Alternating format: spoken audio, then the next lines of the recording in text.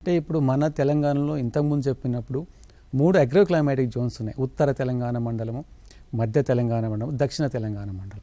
మామూలుగా ఉత్తర తెలంగాణ మండలంలో మనం అక్టోబర్ 15వ అంటే యాసంగిలో అక్టోబర్ 15వ తారీఖు వరకు మనం విత్తనాలు విత్తుకోవచ్చు. దక్షిణ తెలంగాణ మండలానికి వచ్చేసరికి మనం సెప్టెంబర్ 15వ తారీఖు నుంచి నవంబర్ 30వ తారీఖు వరకు మనం విత్తనాలు విత్తుకోవచ్చు అండి. ఎందుకంటే వేరుశనగ ఇంకొక పాయింట్, వేరుశనగ మనం వానాకాలంలో కానీ, యాసంగిలో కానీ, వేసవిలో కానీ 3 సీజన్లో వేసుకోవచ్చు అండి. కాకపోతే మనకి నీటి వసతి చూసుకోవాలి. యాసంగిలో నీటి వసతి ఉన్న చోట వేరుశనగ వేసుకోవడం వల్ల మంచిగా పంటను పండించవచ్చు.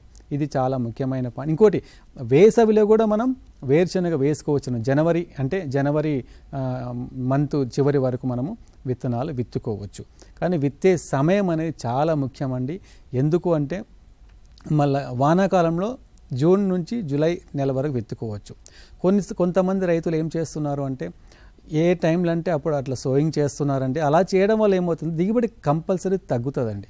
కొందరు ఏం చేస్తున్నారంటే పత్తి తర్వాత వేరుశనగకి వెళ్తున్నారు, మొక్కజొన్న తర్వాత వేరుశనగకి వెళ్తున్నారు.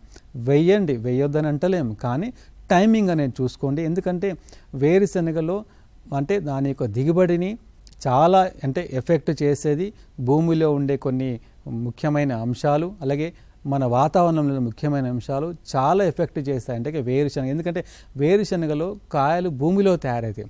పీకేంతవరకు మనకు తెలియదు ఆ చెట్టుకి ఎన్ని కాయలు ఉన్నాయి, కాయలలో ఎన్ని గింజలు ఉన్నాయి, ఆ గింజలు నట్టలు ఉన్నాయా, లేకపోతే గింజలలో ఏముంది, లేకపోతే ఒక చెట్టుకి ఎన్ని కాయలు ఉన్నాయి, అది మనకు తెలియదండి. కాబట్టి ఇవన్నీ మనం పాటిస్తేనే మనకు మంచి దిగుబడులు వచ్చే ఆస్కారం ఉంటుందండి.